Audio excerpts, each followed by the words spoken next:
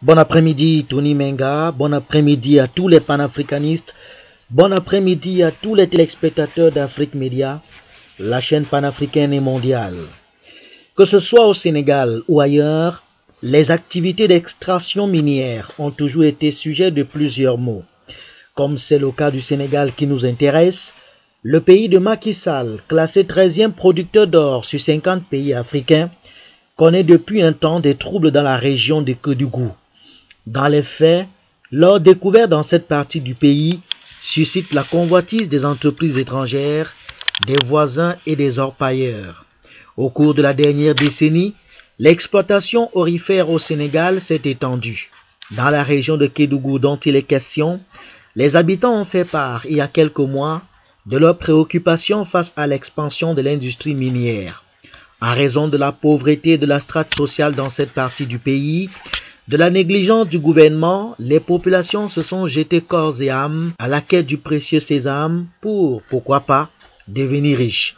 Normal, tout le monde est à la recherche du bien-être, peu importe la manière avec laquelle on peut y accéder. Cette région du Sénégal, classée deuxième des villes où le VIH-Sida est le plus répandu, est un peu laissée pour compte. Cette mine d'or qui leur tombe du ciel est venue faire oublier à ses habitants la pauvreté ambiante et la prostitution qui y sévissent. Cependant, l'exploitation de cet or laisse à désirer et entraîne des dégâts incommensurables dans plusieurs secteurs. On dénote par exemple la dégradation de l'environnement, les accidents mortels de ces chercheurs d'or et l'insécurité notoire sous le regard impuissant ou complice des chefs traditionnels qui estiment pour la plupart que l'activité nourrit son homme. Symbole de richesse, l'or suscite la convoitise non seulement des entreprises étrangères, mais aussi des orpailleurs à Kédougou. Cette convoitise ne se fait pas sans dégâts majeurs. Munis de leurs détecteurs de métaux, des chercheurs d'or venus des pays voisins et en collaboration avec les orpailleurs autochtones creusent et fouillent dans le rougeâtre sol de Samekuta, déracinant au passage des centaines d'arbres dans leur course effrénée du métal précieux. Résultat, un écosystème malmené, des trous béants dans la forêt, une déforestation avancée, un sol fortement endommagé et une flore malmenée, laissant un spectacle désolant.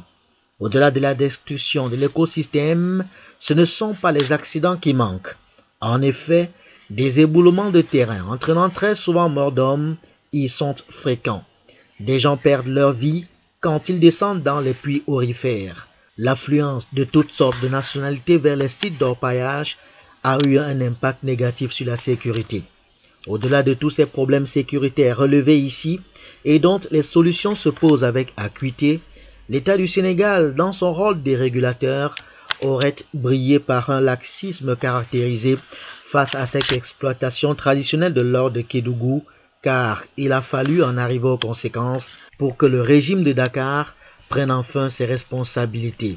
Lesquelles responsabilités ne sont d'ailleurs pas à l'avantage des populations si l'on s'en tient aux informations en provenance de ce pays d'Afrique de l'Ouest.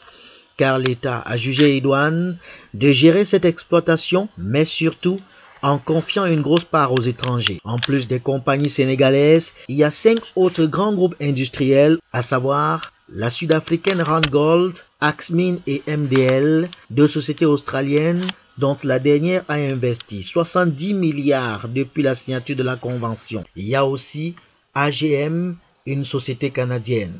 Depuis l'arrivée de ces sociétés, ils ne font que de l'exploration.